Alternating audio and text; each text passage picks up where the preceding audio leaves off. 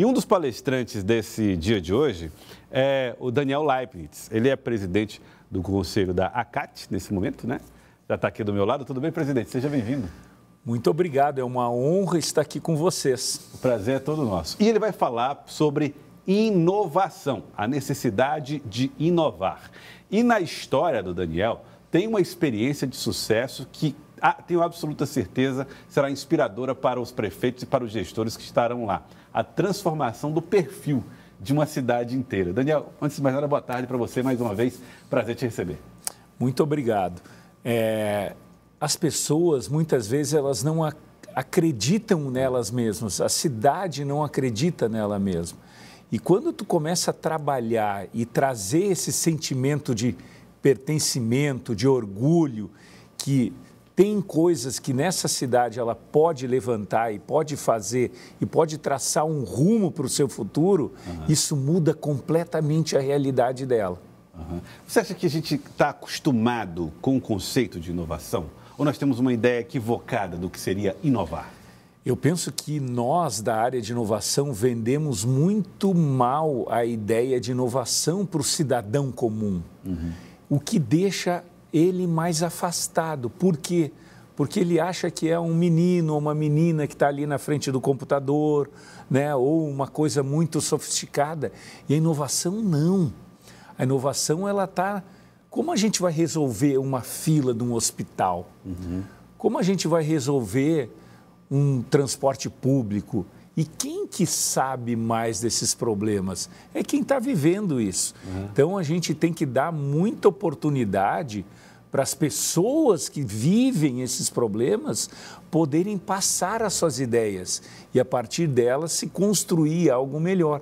Tu pode ver que não tem nada a ver com tecnologia, um computador, com software. Assinar um novo programa. Isso, então é muito mais amplo que isso.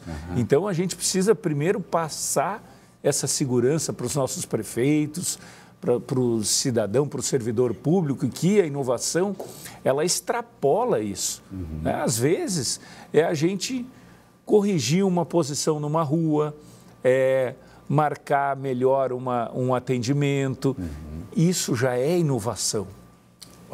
Muitas prefeituras ou prefeitos, gestores, enfrentam questões bem peculiares no estado do Piauí. A principal delas é entender como é que a sua cidade, com as características que possui, podem ser cidades competitivas. Por exemplo, a experiência da história que você traz, uma das inúmeras histórias que você traz é justamente de uma cidade que desperta para a capacidade de competir. Como é que foi isso?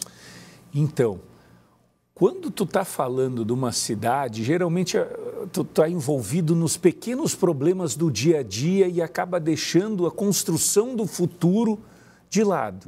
Né? Então, o que acontece? Hoje já tem metodologias que se consegue construir extraindo da própria cidade, das próprias lideranças da cidade, o que eles imaginam para o futuro, o que dá para ser construído para o futuro. Nós vamos trabalhar aqui a agro, nós vamos trabalhar aqui a educação, nós vamos trabalhar aqui a energia limpa. Então, nós vamos ajudar, estudar o que tem de melhor, que aquela cidade tem de potencial e começar a trabalhar e extrair de dentro das pessoas o que elas têm para poder fazer esse plano de que elas consigam construir para frente um plano de que como nós vamos se transformar daqui a 10 anos na cidade aqui do estado que tem o maior percentual de energia limpa, por exemplo. Né? Um dos exemplos. Agora, como é que o capital social, as pessoas, a mão de obra, a qualidade da população deve se engajar numa mudança desse tipo? E qual é o papel do gestor no incentivo dessa mudança?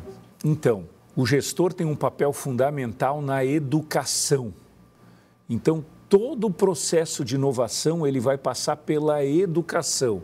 Então, a educação é a base, é a matéria-prima que nós temos que ter para construir um ciclo onde essas pessoas, tendo a educação, tenham a oportunidade de empreender, tenham a oportunidade de ajudar no processo de construção dessa nova cidade.